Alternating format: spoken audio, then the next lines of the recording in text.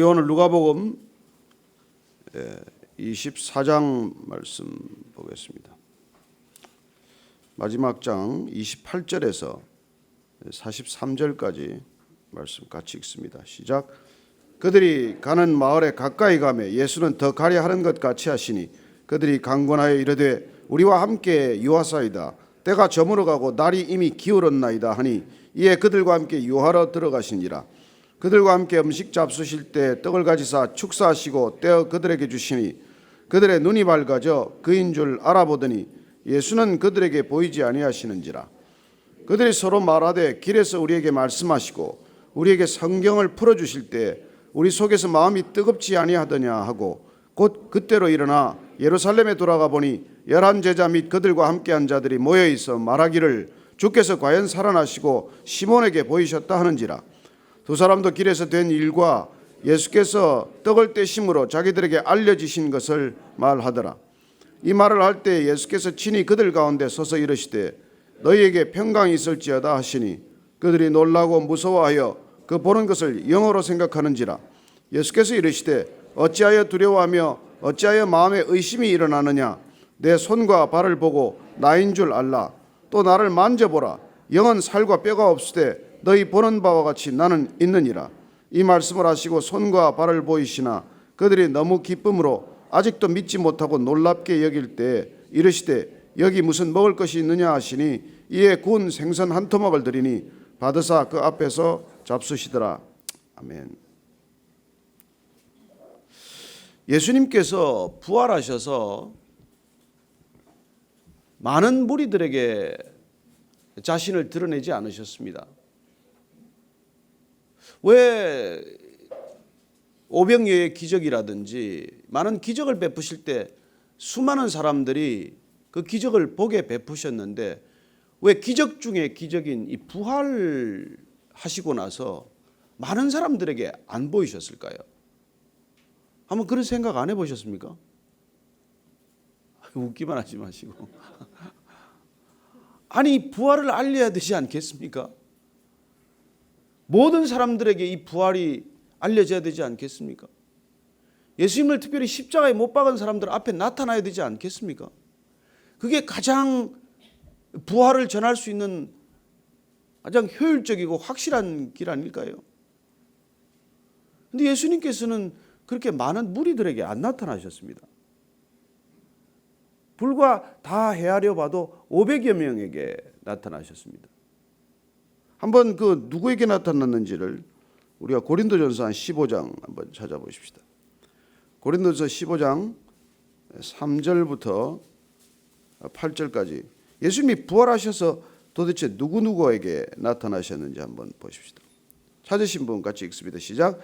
내가 받은 것을 먼저 너희에게 전하였노니 이는 성경대로 그리스도께서 우리를 죄를 위하여 죽으시고 장사 지낸 바 되셨다가 성경대로 사흘 만에 다시 살아나사 게바에게 보이시고 후에 12제자에게와 그 후에 500여 형제에게 일시에 보이셨나니 그 중에 지금까지 대다수는 살아있고 어떤 사람은 잠들었으며 그 후에 야고보에게 보이셨으며 그 후에 모든 사도에게와 맨 나중에 만삭되지 못하여 난 자 같은 내게도 보이셨느니라. 부활하신 예수님께서 자기한테 제일 마지막에 자기같이 이렇게 변변치 못한 사람에게까지 부활한 모습을 보여주셨다고 기록하고 있습니다. 어쨌건 예수님께서는 십자가에 못 박으라고 그렇게 고함 지르던 수많은 군중들 앞에 다시 내가 부활했다라는 사실을 드러내지 않으셨다는 점에 우리는 다시 한번 깊이 생각해야 합니다. 왜 그러셨을까? 왜 그러셨을까?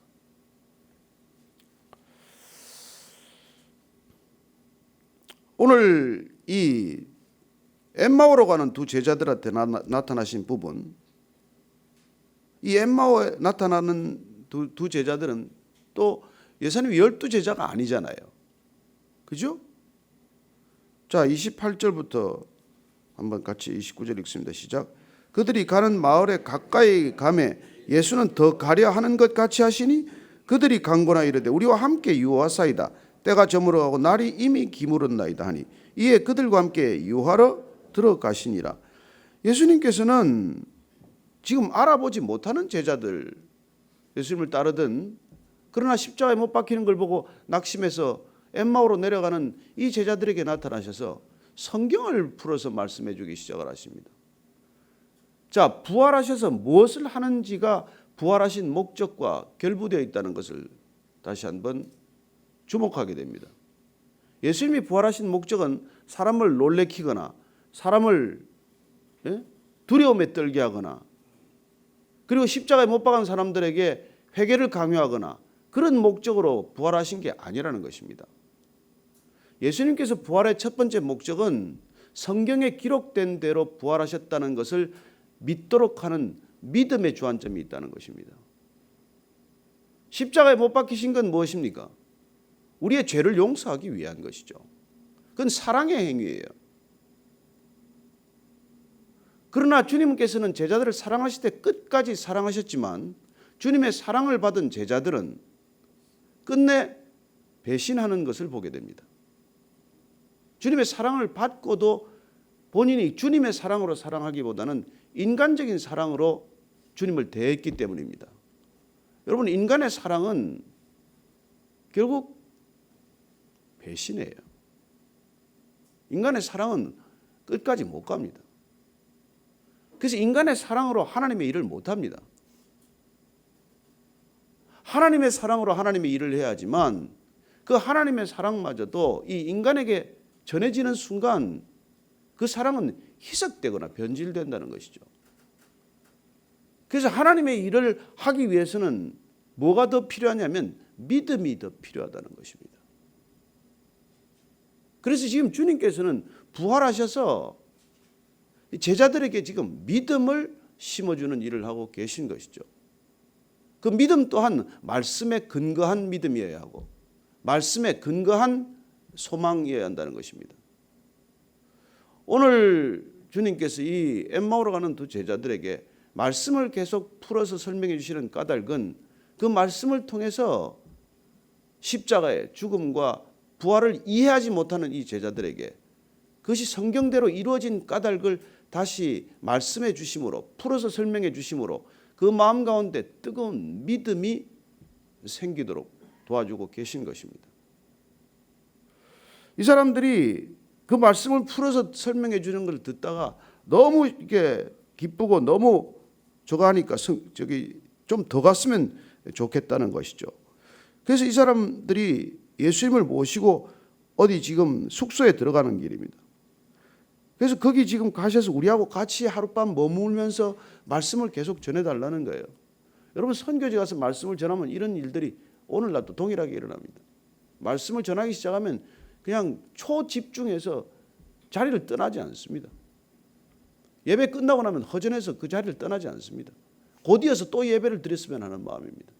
성경을 가르치면 하루 종일 가르쳐도 여러분 자세를 흩뜨리지 않습니다. 조는 사람도 없어요. 그리고 그 말씀을 선포될 때 이스라엘 백성들도 마찬가지였죠. 학사 에스라가 정말 말씀을 읽기 시작했을 때 이스라엘 백성들이 그야말로 통곡하기 시작하고 레위인들이 말씀을 풀어서 설명해 주기 시작했을 때 자리를 떠날 줄 모르고 그렇게 감격하는 모습을 보게 되는 것이죠. 저는 오늘날 가장 큰 문제는 우리가 예수님을 사랑 안 하는 것도 아니고 교회 안 다니는 것도 아닌데 말씀에 대한 갈급함이 없다는 것입니다. 성경은 너무 흔해졌어요. 저도 성경이 수십 권입니다. 뭐 영어 성경, 무슨 성경, 뭐 헬라어 성경, 히브리어 성경 두 서재 두 칸 정도가 전부 성경이에요. 이 성경 폈다가 저 성경 폈다가. 여러분, 옛날에는 이 성경이 없었습니다. 그야말로 필사본, 희귀한 그 필사본밖에는 성경이 없었기 때문에 성경을 대하는 것 자체가 어려웠어요. 그리고 헬라어 성경이 이게 완성된 것도 그렇게 예수님이 지난 지 한참 뒤에야 차근차근 이게 헬라어로 기록이 되지 않습니까? 그러니 그 말씀을 듣는다는 것, 말씀을 풀어서 설명한다는 것처럼 그게 마음을 뜨겁게 하는 일이 없었던 것이죠. 그래서 그들이 함께 드디어 음식을 잡수실 때 30절입니다. 시작. 그들과 함께 음식 잡수실 때 떡을 가지사 축사하시고 떼어 그들에게 주시니 그들의 눈이 밝아져 그인 줄 알아보더니 예수는 그들에게 보이지 아니하시는지라. 음식을 잡수실 때 떡을 가지고 축사하시는 건 뭡니까? 이 지금 성찬하고 계신 거 아니에요. 또다시 주님께서 성찬을 베푸시는 모습을 보게 되는 것입니다. 그때 성찬을 통해서 그들의 눈이 밝아지고 비로소 예수님을 알아보게 됩니다. 그동안 몇 시간 동안이나 이거 걸어 내려오는 동안 얘기를 나누었음에도 불구하고 예수님이 누군지를 몰랐다는 것입니다. 자, 그렇다면 우리는 마리아를 비롯해서 동산지기한테 동산지기인 줄 알고 예수님 시신이 어디냐고 물었던 그런 복음서에 나오는 장면들과 이런 여러 가지 장면들을 조합해 볼 때 부활하신 예수님의 모습은 인간의 육신의 눈으로 예수님을 알아볼 수 없었다는데 우리가 특징이 있다는 것을 알아야 합니다. 그러니까 예수님이 십자가에 달리실 때까지 보았던 그 육신의 모습과는 뭔가 우리가 다르다는 것을 보게 되는 것이죠. 한눈에 알아보기가 어려웠던 것입니다. 어쩌면 예수님께서 더 젊을 때 모습이었을 수도 있고 어쩌면 더 그야말로 다른 우리가 이해할 수 없는 모습으로 나타나셨기 때문에 익숙하게 보았던 그 예수님의 모습과는 분명히 다른 모습이었다는 것을 알게 됩니다. 그래서 그 모습을 보고 잘 모르다가 눈이 밝아졌을 때 다시 예수님을 알아보게 됩니다. 그래서 그들이 서로 말하되 예수님이 그러고 나서 쑥 사라져 버렸어요. 같이 식사했는데 주무실 줄 알았더니 사라져 버렸어요. 자, 32절 이하 읽습니다. 시작. 그들이 서로 말하되 길에서 우리에게 말씀하시고 우리에게 성경을 풀어주실 때 우리 속에서 마음이 뜨겁지 아니하더냐 하고 곧 그때로 일어나 예루살렘으로 돌아가 보니 11 제자 및 그들과 함께한 자들이 모여 있어. 자, 여기 보니까 우리에게 말씀하시고 성경을 풀어주실 때 마음이 뜨거워진 것을 다시 한번 기억하게 됩니다. 여러분, 마음이 뜨거워졌다는 것, 그건 무슨 말입니까? 그들 안에 다시 말씀에 대한 열정이 살아나기 시작한 것이죠. 말씀에 대한 뜨거움이 회복된 것입니다. 말씀에 대한 갈급함이 다시 회복된 것이죠. 여러분, 말씀을 들었지만 예수님께서 십자가에 달리셔도 잘 몰랐고 그 의미가 뭔지 몰랐고, 그리고 부활하신 주님 얘기를 들어도 그 얘기가 반신반의하거나 믿어지지 않았던 까닭은 뭡니까? 말씀이 내 안에 없었기 때문이죠. 그리고 말씀에 대한 믿음이 없었기 때문이죠. 그 말씀대로 반드시 이루어진다는 믿음도 없었고 그 말씀이 이루어졌음에도 불구하고 그 말씀을 믿는 믿음이 내 안에 없었기 때문에, 그래서 우리는 두려워하고 그래서 우리는 불안한 것이죠. 저도 마찬가지입니다. 저도 말씀을 붙들지 않으면 이 지금 상황이 너무나 불안해요. 날마다 불안합니다. 그러나 우리가 하나님께서 우리를 향한 약속을 해주신 것을 우리가 믿고 있기 때문에 세상 끝날까지 내가 너희와 항상 함께하리라, 그런 말씀이 기억나면 우리는 두려움에서 풀려나는 것이죠. 그리고 그 우리를 두렵지 않게 하는 그 말씀을 붙들고자 하는 더 큰 열심과 더 큰 마음의 열정이 사라져서는 안 된다는 것입니다. 우리는 한순간에 다시 넘어지거나 불안한 모습으로 되돌아가기 때문이죠. 그래서 주님께서 앞으로 이 제자들에게 복음을 전하는 일, 복음을 통해서 하나님의 나라를 이루어가는 일, 이 일을 사명으로 주시기 위해서는 가장 중요한 게 말씀에 대한 뜨거움과 말씀에 대한 갈망과 그리고 말씀을 믿는 믿음이라고 하는 것입니다. 그 믿음이 없이는 하나님의 일을 맡길 수도 없고 하나님의 일을 감당할 수도 없고 하나님의 일을 끝까지 해나갈 수 없는 것이죠. 하다가 왜 다 넘어집니까? 하다가 왜 자꾸 실족합니까? 왜 수많은 사역자들이 그렇게 사역 잘하다가 처음에 그렇게 열심히 하다가 왜 중간에 다 넘어지고 왜 끝까지 못 가냔 말이에요. 저와 여러분은 다릅니까? 제가 그날 성금요일 날 말씀 전할 때 잠깐 얘기했지만 왜 성찬을 해야 된다고 말씀드렸습니까? 왜 날마다 우리가 이렇게 새벽 예배, 아침 예배 자리에 나와야 하는 겁니까? 잊어버리니까. 하루도 못 가니까 우리의 신앙. 한나절도 못 가니까. 아니 여기서 당장 나가도 우리는 그걸 이 믿음을 못 가지고 나갑니다. 그래서 우리는 주님께서 이스라엘 백성들에게 만나를 내려주셨던 까닭을 다시 기억하는 것이죠. 하루 번밖에는 식량을 안 준 것입니다. 영적인 식량은 더한 것이죠. 단 하루분의 식량. 하루분의 영적 양식 이외에는 더 주시지 않는 것이죠. 아침에 해 뜨기 전에 그 양식을 거둬야 하루 간신히 버티는 거예요. 하루 간신히 버티. 어떻게 일주일에 한 번 와가지고 그 신앙이 지켜지겠습니까? 어떻게 뭐 추수감사절에 한 번 오고 부활절에 한 번 오고 크리스찬이라고 할 수 있겠어요? 그런 절기별 크리스찬도 있지 않습니까? 우리는 날마다 주님의 말씀을 기억하기 위해서, 날마다 주님과 동행하기 위해서는 그분의 말씀을 우리가 먹고 마시지 않으면 우리는 못 버티는 것이죠. 그게 믿음이라는 거예요. 그게 믿음. 오늘 제자들에게 말씀을 풀어서 첫 번째 한 사역이 지금 부활하셔서 한 게 지금 말씀을 풀어서 설명해 주고, 그 제자들 둘이가 그 말씀이 뜨거워지니까 그 잠을 못 자요. 거기 자러 들어가지 않았습니까? 그런데 잠을 안 자고 바로 도로 또 예루살렘으로 올라가요. 왜냐하면 사도들에게 이 사실을 알려야 되니까. 만났다, 그분을. 이제 그분을 만나면 가만 못 있는 거예요. 그분을 만나면 여러분 잠이 오지 않죠. 여러분 연애할 때 잠 잤습니까? 실컷 잤습니까? 코를 골고 생각도 하고 연애 편지 썼다가 찢어버리기도 하고. 어떻게 이걸 이 마음을 어떻게 전해야 할 거냐? 그러다가 결혼한 거 아닙니까? 아무 감동이 없으시네. 확실히 연세 드시긴 드신 분. 이게 여러분 나이하고 상관없습니다. 그 뜨거움은 여러분, 이거는 주님께서 지금 이 뜨거움을 다시 불 붙인 건 이건 이제 꺼지지 않는 불이에요. 이 불은 여러분 우리가 죽는다고 꺼지는 불이 아니에요. 그 꺼지지 않는 불이라야 거기까지 갈 거 아닙니까? 주님 계신 곳까지 가야 될 거 아니에요. 불이 꺼지면 무슨 힘으로 갑니까? 저는 여러분들이 꺼지지 않는 열정으로 살다가 주님 앞에 서게 되기를 바랍니다. 아멘도 식었네 벌써 보니까. 예전 같지가 않으세요. 마음이 뜨거워야 돼. 마음이 뜨거워야 돼. 가서는 제자들, 거기 보니까 11 제자들 모여요. 그들과 함께 한 자들도 있습니다. 그래서 이들이 그렇게 전해주는 거예요. 말하기를 주께서 과연 살아나시고 시몬에게 보이셨다는지라. 그들도 또 이렇게 전해주죠. 그래서 두 사람도 길에서 된 일과 예수께서 떡을 떼심으로 자기들에게 알려주신 것을 말하더라. 또 이들도 그들에게 증언하는 것이죠. 주님을 만났습니다. 주님께서 말씀을 풀어서 말씀해 주셨습니다. 우리가 말씀을 들을 때 가슴이 뜨거워졌습니다. 저는 이 아침에 여러분들이 말씀이 뜨거워지는 아침이 되기를 바랍니다. 말씀으로 가슴이 뜨거워지는 아침 되기를 바랍니다.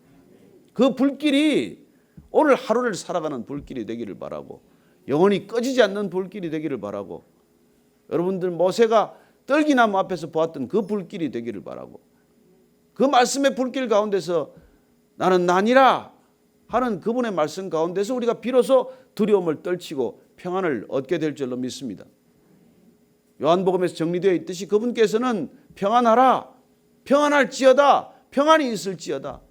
여러분 얼마나 우리가 불안이 많은 세상입니까? 얼마나 우리가 이 세상이 불안으로 가득 차 있습니까? 그러나 주님께서 우리에게 평안이 있을지어다. 그리고 내가 너를 보낼 것이다. 내가 너를 보낸다. 그래서 우리는 파송의 소명을 받아야 합니다.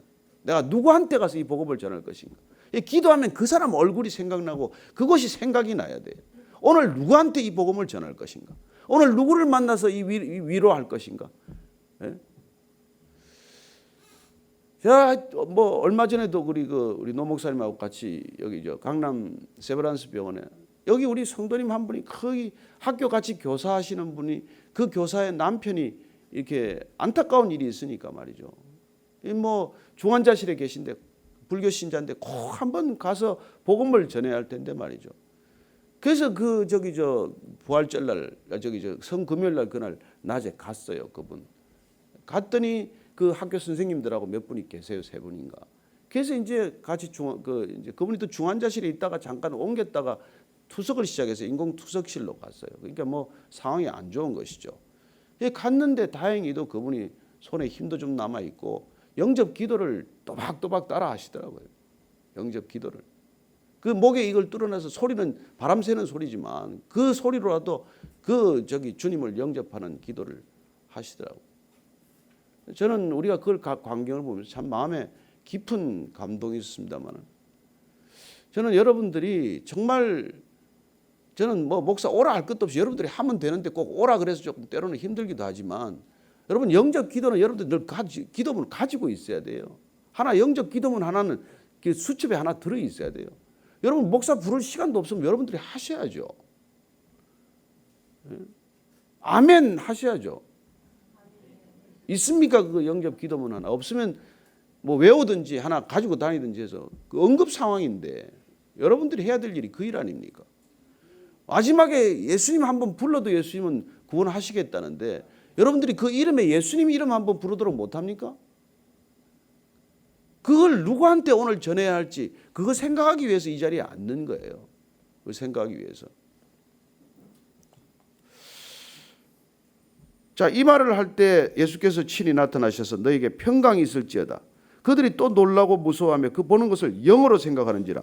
근데 예수께서 무슨 말씀을 하십니까? 38절 39절입니다. 예수께서 이르시되 어찌하여 두려워하며 어찌하여 마음에 의심이 일어나느냐. 내 손과 발을 보고 나인 줄 알라. 또 나를 만져보라. 영은 살과 뼈가 없을 때 너희 보는 바와 같이 나는 있느니라.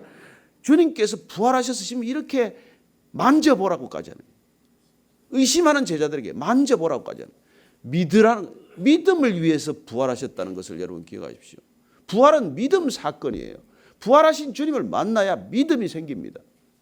그래서 여러분 꿈에라도 예수님 한번 본 사람은 믿음이 흔들리지 않아요. 정말 예수님이다 하는 걸 느낀 사람들은 변하지 않습니다. 여기 우리 지난 주일날 그 컴패션 우리가 저걸 했지만은 결연했지만은 이 그 홍보대사가 된 차인표 씨 바로 앞집 주인 그 차인표 씨가 말이죠. 인도에 가서 그 저기 자기가 입양했던 아이가 달려와서 그냥 앉는데 그 손길과 그 이렇게 안아주는 것 속에 아이가 자기를 안아주는데 예수님이 안아주는 걸 느꼈다는 거예요. 예수님이 나를 안아주는 걸 본인이 분명히 확인했다는 거예요. 그때부터 그는 이게 아무데나 가더라도 그 얘기를 하기 시작하는 거예요. 여러분 아이가 만졌을 뿐이지만 예수님의 손길이다. 예수님이 나를 만졌다. 이 믿음이 오면 변하지 않습니다. 저는 여러분들이 누구를 만나건 그런 사건을 경험할 수 있게 되기를 바랍니다. 주님께서 만져보라는 거예요. 여러분 그럼 이런 걸 놓고도 기도하셔야 돼요. 주님 왜 그들 보고만 만져보라 그러십니까? 나도 좀 만져보십시다. 그러면 꿈에라도 나타나서 못자국을 보고 만져봐라. 그러실 분이 주님이세요. 저는 여러분들이 담대하게 도전하시기 바랍니다. 만난 경험이 없으면 만나게 해주세요. 주님 제가 사랑이 아직도 부족합니다. 주님 사랑을 받게 해주십시오. 주님 만나는 경험이 없습니다. 주님 만나게 해주십시오. 여러분 이거 하나만 되면 교회 왔다 갔다 할 필요도 없어요. 사실은 내가 교회니까. 주님이 내 안에 계시면 여러분이 교회 아닙니까? 주님이.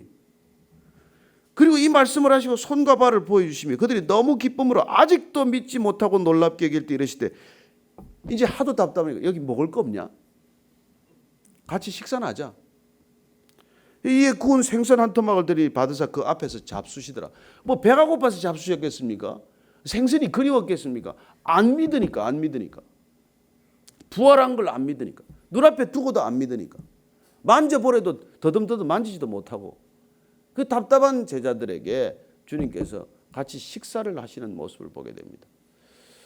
저는 이 부활이 저와 여러분들에게 믿어지는 사건이 있기를 바랍니다.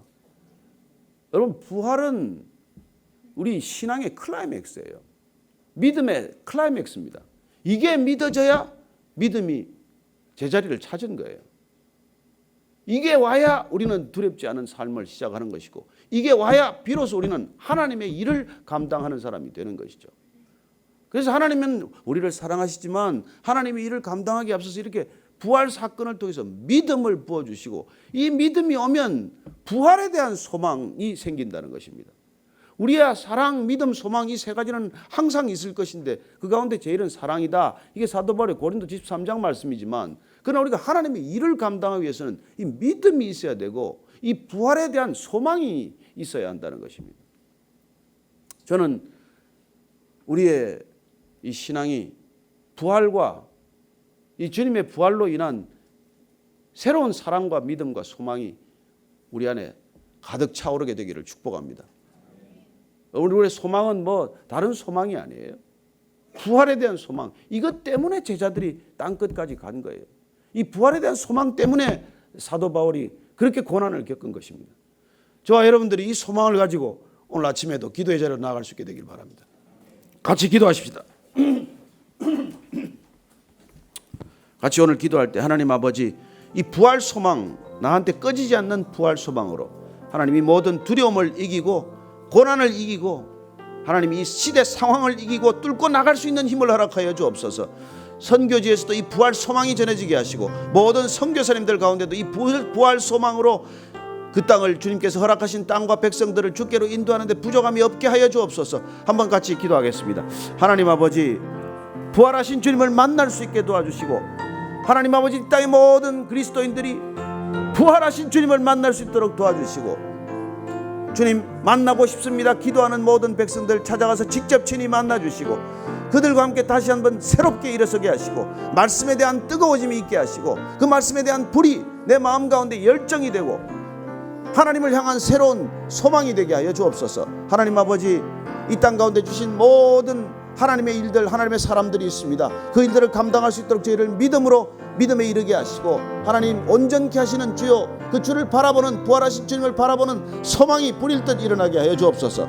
다시 한번 우리 가운데 주신 놀라운 말씀의 불길, 말씀에 꺼지지 않는 열정, 말씀을 향한 뜨거움이 회복되는 아침이 되게 하시고 온 성도들 가운데 그 뜨거움으로 다시 한번 새로워진 그 믿음의 소망으로 어딘가를 다가가서 누구에게 찾아가서 하나님, 나에게 다가올 수 없는 사람, 나에게 연락할 수 없는 사람, 그 사람에게 내가 먼저 연락하고 찾아가서 그들에게 복음을 전하는 오늘도 뜨거운 하루가 되게 하여 주옵소서. 하나님 아버지, 말씀으로 뜨거워지게 하시고 부활 소망으로 다시 한번 새롭게 불타게 하여 주옵소서. 이제는 십자가에서 그 부활의 소망을 보여주신 우리 구주 예수 그리스도의 은혜와 하나님 아버지의 크신 사랑과 성령의 충만하게 하심 기름 부으심이 오늘 그 가슴이 뜨거워져서 제자들에게 잠도 자지 않고 그 밤에 달려갔던 엠마오의 두 제자들처럼 그렇게 저희들도 뜨거움을 회복하여 누군가에게 뜨거운 발걸음을 옮기기를 결정한 이 자리에 고개 숙인 모든 말씀의 사람, 성령의 사람들 위해 지금부터 영원까지 함께 하시기를 간절히 축원하옵나이다. 아멘.